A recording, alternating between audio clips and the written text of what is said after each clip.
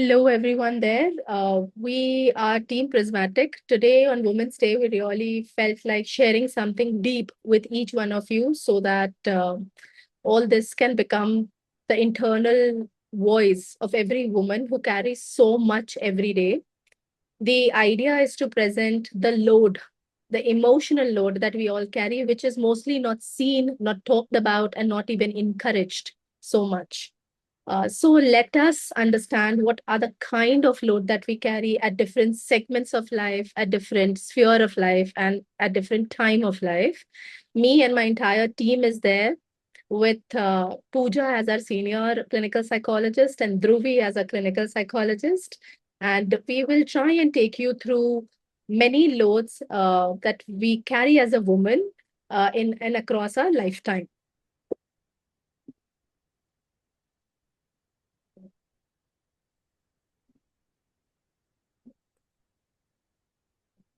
So, what is the emotional load? It is the invisible work that nobody talks about and not even acknowledges that much. It is about remembering the birthdays, the meeting, who has to take which medicine at which hour, when to cook, how much to cook, the grocery, whether it is, when is it not there at the house, ordering them, calling out the children to take care of them, bringing person together, that is, we have not called this person of our house, we have not wished this person. So it's about remembering all the small thing. It's about holding all the feeling, helping everyone in the house to to have the sense of that they belong and they are present. But what happens with this clinical labor that we, or the cognitive labor or the emotional load that we all carry, it consumes our memory, it consumes our attention, and it consumes our energy. And many a times it is not seen. No one talks about it, no one verbalizes it. But let us see more onto this. How do we carry it at work? How do we carry it at home and other sphere of life? And what it means clinically to every woman out there.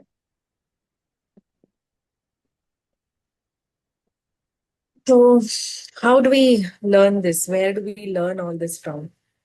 It's more that she learns it from the one figure that she really looks up to, and that is her mother.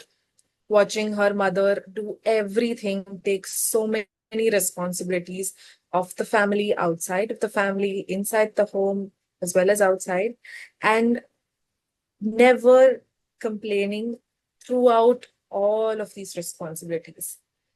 When we watch our mothers doing this, we feel like, okay, this is the right way, and we learn and we start modeling the same thing. And at the same time, we hear a lot of things from the people around us. Things like, girls don't cry, ladkiyan nahi roti, because it's very sensitive. We are very emotional if we cry, or being very sensitive. At the same time, the load of adjusting is always on the women and the small girls as well. Be it at home, the way where we're sleeping, what we're eating, all of it is always thoda adjust kar lo. You're the girl, you have to adjust a little more. And it always also seems like there's a lot of load of respect of the family on the women of the family. So we always hear things like, what will people say? What will people think if you do anything? If you go to this school, if you talk to a particular friend, if you wear some kind of clothes, even small things were always reminded of log kya kahenge, or what will people think about it. And seeing all this, hearing all this, we also hear things like, mothers are meant to be like this. Mothers are meant to take up all the responsibility without ever complaining, or even, saying that they're doing so many things, or just without any acknowledgement of what they have been doing. And this is something that happens generation over generation. It's almost like a silent inheritance where it's not told a lot of times explicitly, but we just watch and learn. And then all of this sometimes how it affects at work or how it comes up at work. It almost seems like women have to work twice as hard to be taken half as seriously, because the fact that women are working is just maybe considered a side job, a side hustle, or more like they might, leave in some time, they might get busy with their families, they might have children. So they have to work twice as hard to prove that they are worthy and they want to maybe grow in that field. At the same time, they have to always manage the emotions of everyone around them, in the sense that if they are too emotional, if they are sensitive, when they speak up when things are not going well, um, that is considered to be very sensitive, or they are too emotional. Or when they don't, when there's someone who's stern and firm, they are considered to be emotionless and very cold. So it's almost like they have to find some kind of balance and take care of everyone's emotions in the room, which can be very, very burdening. At the same time, they also have to say yes to a lot of tasks to grow. Women also, we have known that there's a glass ceiling, and to grow in the workplace is very, very difficult for women.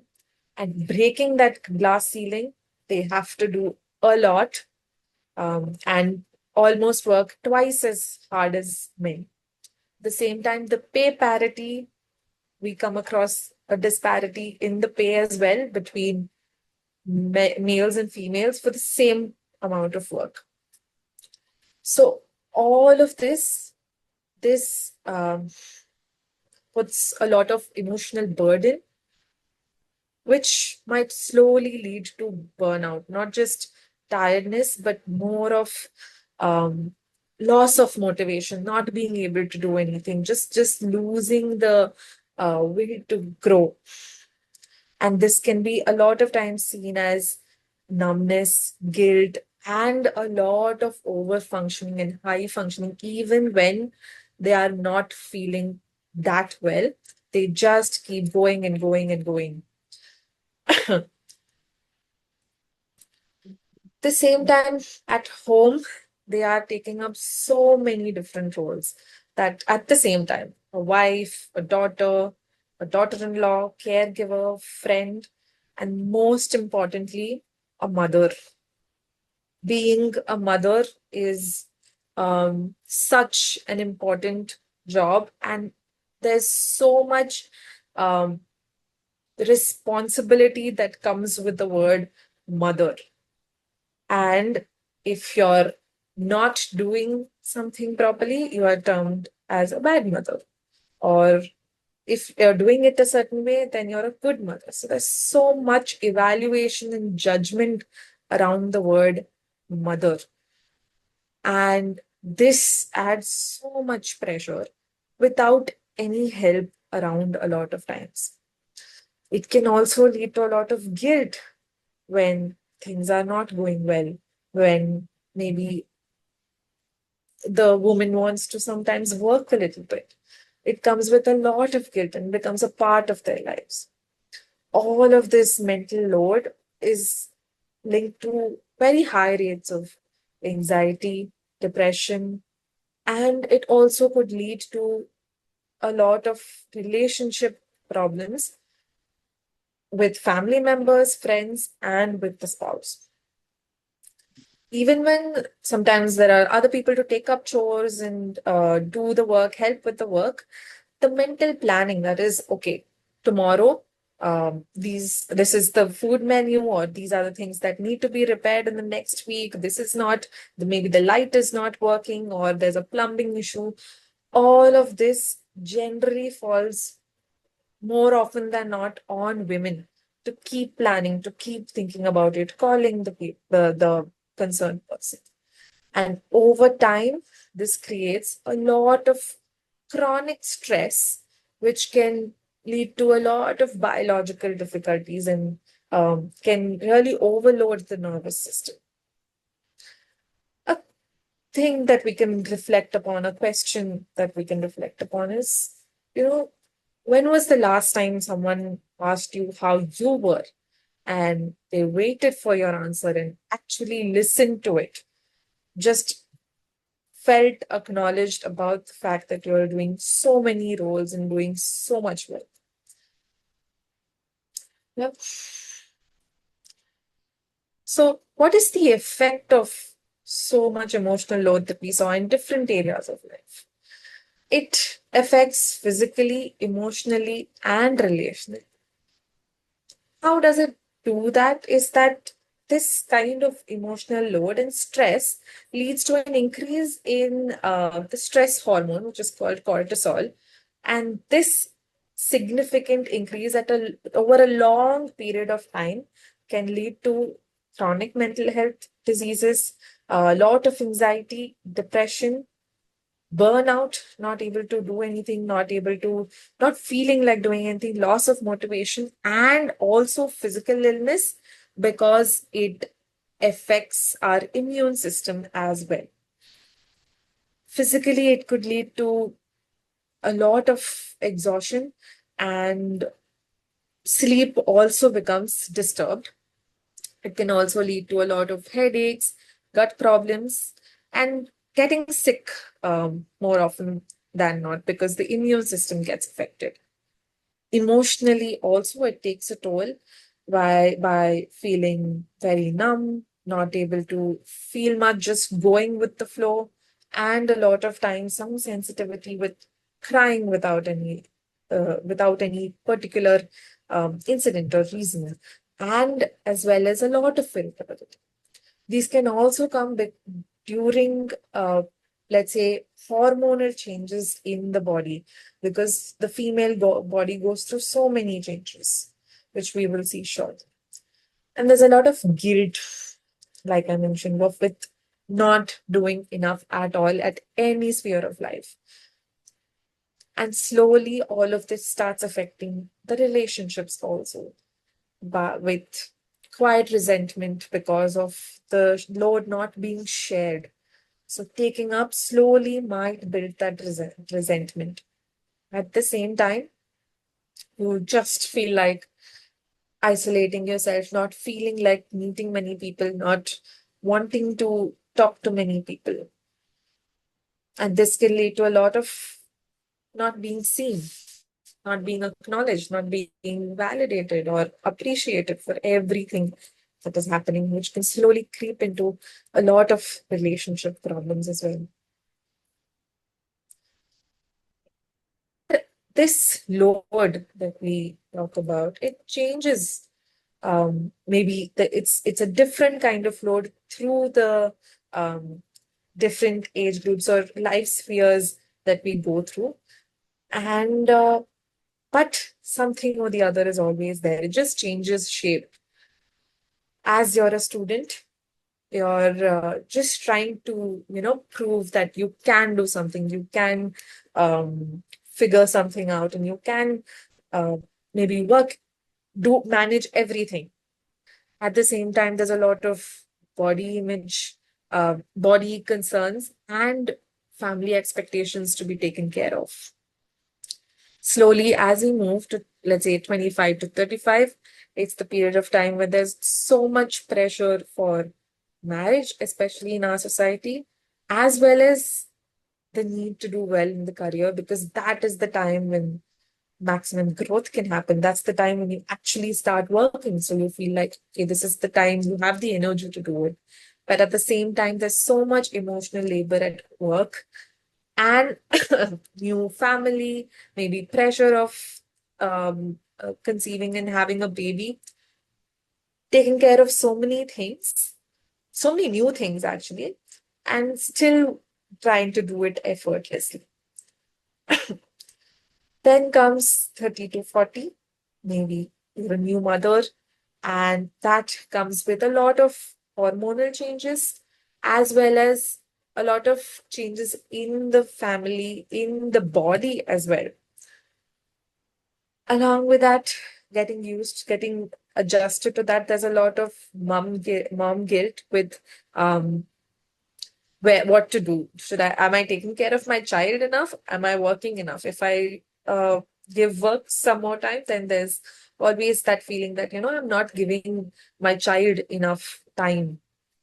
And with all this, with all these responsibilities, there's no time for herself and her individuality, her goals, her needs at all. Then comes the sandwich generation, where at one side, maybe the children are in adolescence or slowly inching towards an adult. And at the same time, parents are getting old, and there is a need to take care of both of them. Along with that, another beast in the room is the perimenopausal period, where it's often that women don't understand what's happening to themselves. There's so many changes, emotionally, physically, that's taking a toll. And a lot of times there's no one to share it with. So there's a lot of feeling of alone.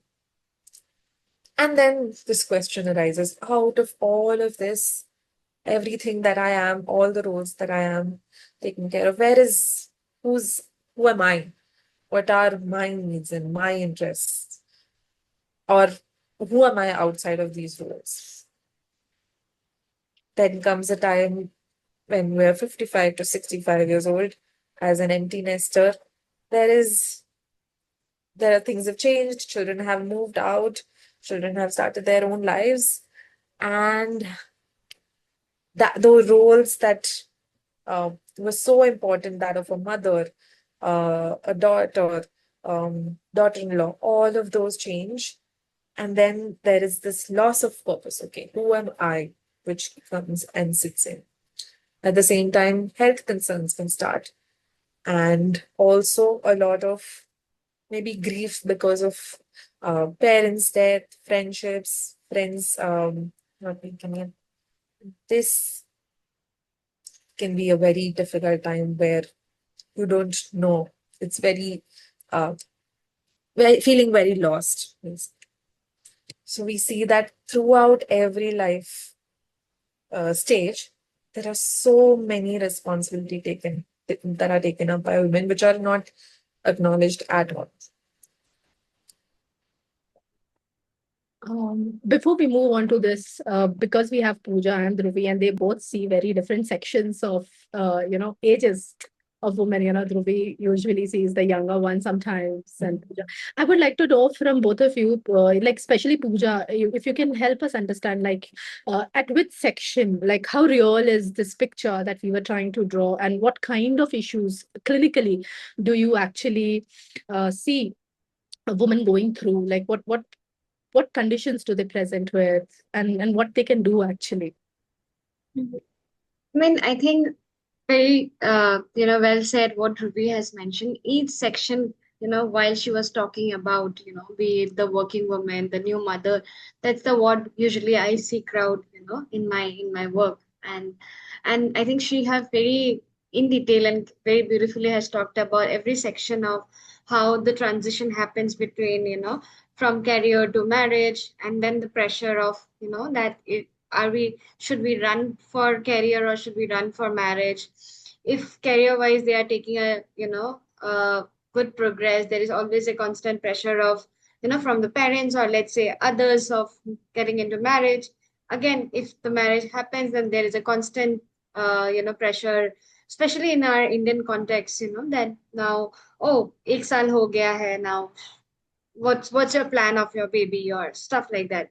So I think, a lot of it's maybe not clinically diagnosed, but those underlying factors that constantly women go through, every day in every section of their life, be it this way or that way. And I think they carry a lot of load and labor in that. And that's what the earlier to that what Dhruvi have also put it in one of the section of the lecture is that that's how women need to, and that's how hum log ne bhi kiya hai, and that's how it is. And never we realize that we do model and we picked up as a woman growing up, seeing our mothers, our aunts, uh, doing it. And they, though there is a somewhere deep down there's some kind of pain or some kind of difficulties, it was never bought as a topic to discuss as yes ye bhi burden ho sakta hai, right? It never come out to be something to be discussed. It was like, oh, this is something meant to be, this is, and this they usually call it like a, this is a very natural process, that's what women do. So so easily tagging it as natural process, but sometimes we carry so much load out of it. So I think that's what women come with regard to, again, even after marriage, the identity, crisis when it comes to a joint family, even after in the motherhood, the identity loss, I think those are very beautifully picked up lines in the lecture that we often come across, our clients coming up, which are not maybe clinically seen, but it's also a very maintaining factor of someone's going through anxiety or going through depression or any other concern that they come with. Yeah. So a beautiful thing that you mentioned here, Pooja, I think I'll quote it as the shift that we see in our clinical practice. Yes.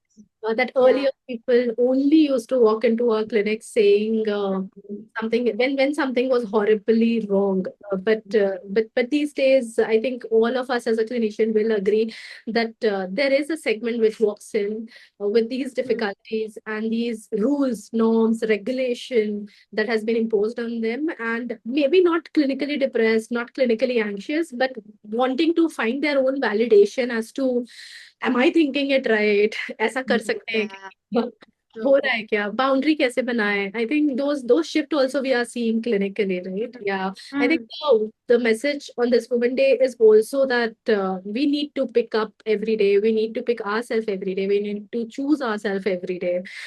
Yeah, I think that was a beautiful space shared by you. Also, Dhruvi, would like to just quickly maybe understand from you once. As to do you see youngsters coming to you a lot, and is there a different set of a different set of clinical presentation, or a different need that they walk into the clinic these days? Like how is your caseload, how is that reflected here? It's more like a similar lot of like anxiety and a lot of mood symptoms as well. But there's one significant thing is that a lot of women, younger women, like let's say 18 to 25, when they do, let's say, start getting into relationships, uh, there is a there are no boundaries in the sense that the women tend to do a lot. They tend to give a lot, and they tend to take care of things a lot. A lot of times, letting go of their needs, not keeping their needs, in not laying out their needs and ignoring them, which is something that we often pick up from our mothers, where they have not thought much and they just keep giving and giving and giving. At the same time, there's another with along with this, with the changing society, where there is a lot of pressure on women also to do well in their career. It's there's a lot of competition also. So it's almost like that competition creates a lot of anxiety, and coming from a lot of self-criticality. Like when they are trying to do something, there is a lot of criticism that they might have heard when they're trying to do something different. And that really comes up a lot when they are trying to make an impact or really grow. Yeah, I think yes, that's so true. Sometimes, we do press on, or we do see as clinician, if there is depression, anxiety or not, but we should never forget this part of our society, or these segment also, which walks into our clinical practice, who wants to be heard more.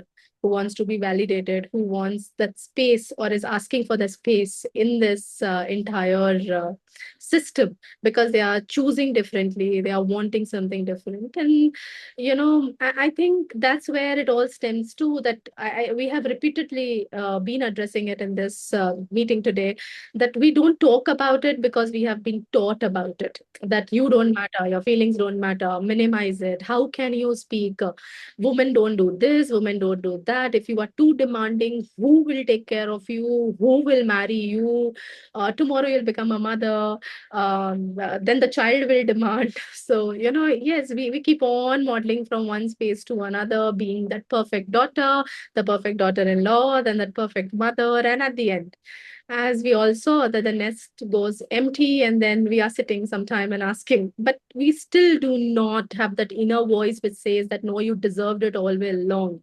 I think this is this that that's the reason to open such more forum, or open forum for women, and that's the idea, that that we need to open such more spaces, because when women come together, listen to each other, and we sit together, then we gain more perspective. So yeah, why do we don't talk about it is very clear, but let us start talking about it is the aim and objective, to come together, hear each other, and gain the strength.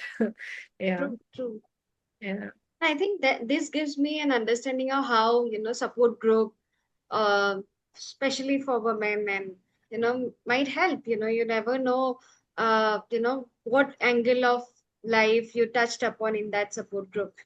Yeah, and people are running, but yes, we as a mental health practitioner also, we can think of something on this line. Yes. Yeah. The idea, yeah, let us open this idea, and let us, look into it, because honestly, women need to come together. We need to sit. We all have strength, but I think together we can be in this sisterhood to really, just listen, share, and make this much more of a space for us to be heard, because I think shared experiences goes a long, Yeah. long, long way. Women who could not make it today, that we will keep it up, like these open forums for you to join us even more. Try become a part of this community. We want to take it long ahead. This is not the end, this is just a beginning, to understand what all you go through, so that we can start putting in certain more programs which you all Hmm. join, and you can benefit from. To thank Dhruvi, I would like to thank Pooja for being here today and joining me today.